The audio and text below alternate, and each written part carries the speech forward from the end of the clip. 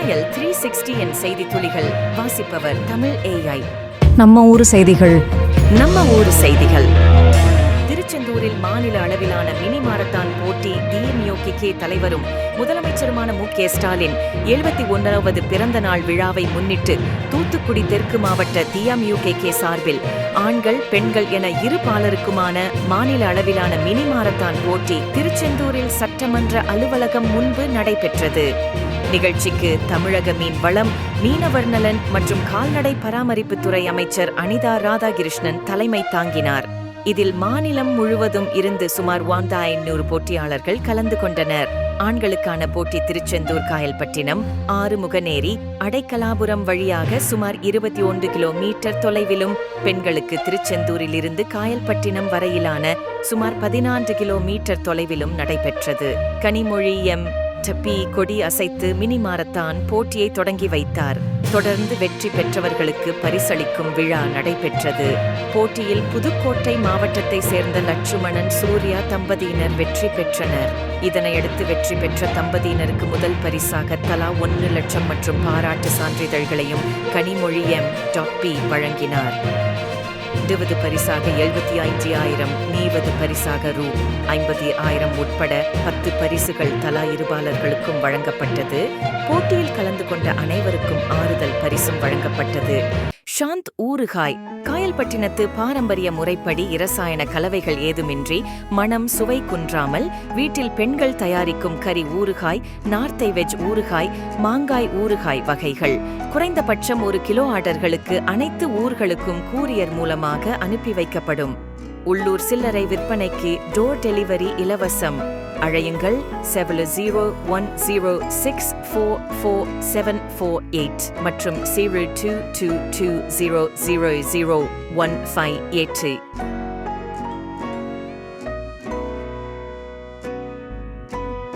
அமீரக செய்திகள்.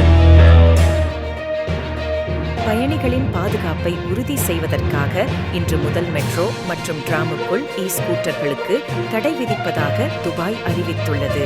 இது தொடர்பாக வெளியான ஒரு ட்வீட்டில் சாலைகள் மற்றும் போக்குவரத்து ஆணையம் RTA கூறியதாவது: உங்கள் மற்றும் மற்றவர்களின் பாதுகாப்பை உறுதி செய்ய துபாய் மெட்ரோ மற்றும் துபாய் டிராமுக்குள் ஸ்கூட்டர்களை பயன்படுத்துவது மார்ச் 1 வெள்ளிக்கிழமை முதல் தடை செய்யப்படும் என்று கூறியது. துபாயில் சாலை பாதுகாப்பை மேம்படுத்தவும் போக்குவரத்து விதிமீறல்களை கட்டுப்படுத்தவும் பல்வேறு முயற்சிகள் துபாய் அரசால் மேற்கொள்ளப்பட்டு வருகிறது. அதன் ஒரு பகுதியாக சாலைகளில் சைக்கிள் மற்றும் ஸ்கூட்டர்களை பயன்படுத்துபவர்களின் விதிமீறல்களை கண்டறிய ரோபோவை RTA வெகு விரைவில் அறிமுகப்படுத்த உள்ளதாக தகவல்கள் வெளியாகியுள்ளன. சவுதி அரேபியா செய்திகள். மஸ்ஜித் ஹரமில் தராவீஹ் இமாம்கள் அறிவிப்பு. சவுதி அரேபியா மக்காவில் உள்ள மஸ்ஜிதுல் ஹரமில் இந்த ஆண்டு ரமதான் தராவீஹ் தொழுகை நடத்துவதற்குண்டான இமாம்கள் பட்டியல் வெளியிடப்பட்டுள்ளது. குறிப்பிடப்பட்டுள்ள இமாம்கள் தராவீஹ் தொழுகைகளை நடத்துவார்கள். சிறப்பு அழைப்பாளர்கள் பின்னர் இடம்பெறலாம் என கருதப்படுகிறது. ஷேக் அப்துர் ரஹ்மான் அல் சுதைஸ், ஷேக் பந்தர் பலீலா, ஷேக் மாஹிர் அல் முய்கிலி மற்றும் ஷேக் அப்துல்லா ஜூஹானி ஆகியோர் பட்டியலில் இடம்பெற்றுள்ளனர். ஜித்தா மாநகராட்சி பகுதிக்குட்பட்ட மத்திய கார்னிஷ் பகுதியை சீரமைக்கும் பணிகள் மார்ச் 3 முதல் 10 வரை நடைபெற உள்ளதாகவும், இதனால் அல் அனானி முதல் பாலஸ்தீன் ஸ்ட்ரீட் வரை உள்ள சாலைகள் தற்காலிகமாக மூடப்படும் என அறிவித்துள்ளது. இதனைத் தொடர்ந்து அல் அனானி பள்ளிவாசல் முதல் பலஸ்டைன் ஸ்ட்ரீட் வரை உள்ள சுற்றுலா பகுதிகளும் பொதுமக்களின் நன்மையை கருதி மூடப்படுகிறது. பொதுமக்களின் நலன் கருதி ஜித்தா வாட்டர் ஃப்ரண்ட் அமைந்துள்ள நடைபாதை, மின்கம்பங்கள், செடிகள் உள்ளிட்டவை சீரமைக்கப்படும் என தெரிவிக்கப்பட்டுள்ளது. FIFA 2034 ஆண்டிற்கான உலகக்கோப்பையை நடத்த தயாராகிறது. சவுதி அரேபியா 2034 ஆண்டிற்கான FIFA சர்வதேச கால்பந்து போட்டியை நடத்துவதற்குண்டான பிரச்சாரத்தை சவுதி அரேபியா துவங்கியுள்ளது. போட்டி நடத்துவதற்குண்டான ஏலத்தில் பிற நாடுகள் நீங்கியதை அடுத்து சவுதி அரேபியாவிற்கான வாய்ப்புகள் உறுதியாகியுள்ளது. இந்நிலையில் 2034 ஆண்டிற்கான உலகக்கோப்பை கால்பந்திற்கான லோகோவை சவுதி அரேபியா வெளியிட்டுள்ளது. நாம் இணைந்து வளருவோம் என்பதை குறிப்பிட்டு சவுதி அரேபியா கால்பந்து கூட்டமைப்பு தனது லோகோவை FIFA அமைப்பிற்கு அனுப்பியுள்ளது. வேலைவாய்ப்பு செய்திகள்.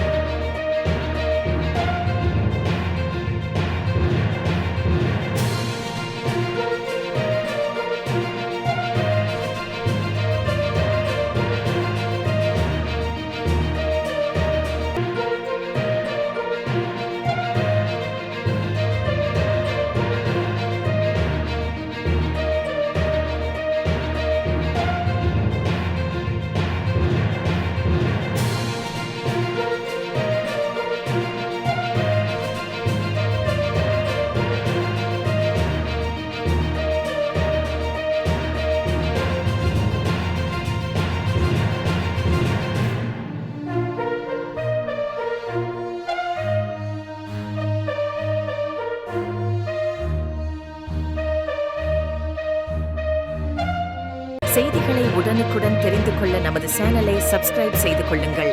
மீண்டும் சந்திப்போம். நன்றி.